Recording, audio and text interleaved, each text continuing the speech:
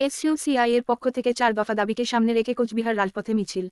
এই বিষয়ে নেপাল মিত্র জানান তাদের দাবিগুলো হলো তারা 20 দফা দাবিকে সামনে রেখে 21শে জানুয়ারি কলকাতায় বিক্ষোভ সমাবেশ করব।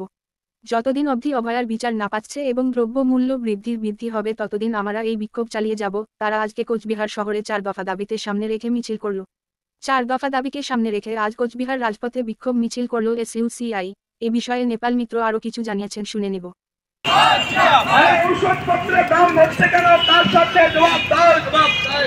আমরা এসইউসিআই কমিউনিস্ট দলের পক্ষ থেকে আজকে কোচবিহার শহরে আমরা বিক্ষোভ মিছিল সংগঠিত করলাম। আমরা দেখছেন যে অভয়া 4 মাস ধরে বিচারহীন, উপরন্তু যাদের জন্য অভয়ার মৃত্যু এবং দুর্নীতি এবং থ্রেট কালচার, সেই সমস্ত ব্যক্তিদেরই তৃণমূল সরকার আবার পুনর জায়গায় অবস্থান দিল। এর বিরুদ্ধে কলকাতা এবং কোচবিহারে আন্দোলন চলছে। অন্যদিকে আকাশ ছোঁয়া মূল্য বৃদ্ধি, এই প্রশ্নে কেন্দ্র এবং রাজ্য উভয়ে নিশ্চুপ।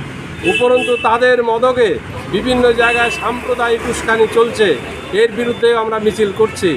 সেই সঙ্গে ফাঁসির ঘাটের নতুন ব্রিজ এবং বামনহাট থেকে শিলিগুড়ি প্রতিদিন ভায়া ফালাকাটা বৈদ্যুতিক ট্রেন চালুর দাবিতে আমরা এই মিছিল করছি।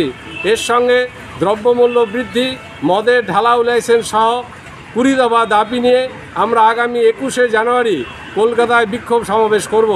যতদিন অভয়া বিচার না পাচ্ছে এবং দ্রব্যমূল্য বৃদ্ধি হবে ততদিন পর্যন্ত এসইউসি পার্টি সর্বস্তরের মানুষকে নিয়ে লাগাতার আন্দোলন চালিয়ে যাবে। তারই প্রস্তুতি আজকে কোচবিহার শহরে বিক্ষোভ মিছিল হচ্ছে।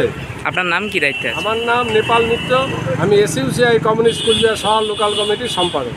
ধন্যবাদ।